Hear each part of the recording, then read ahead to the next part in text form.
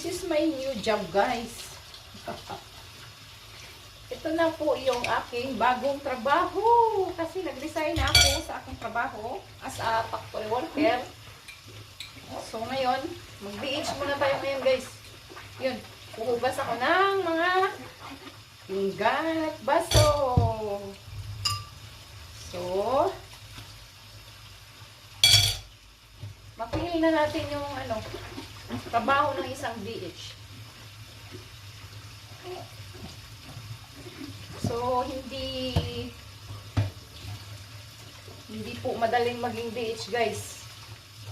Kaya, saludo ako sa lahat ng mga kababayan nating nagtrabaho sa abroad bilang domestic helper. So, I will salute you guys.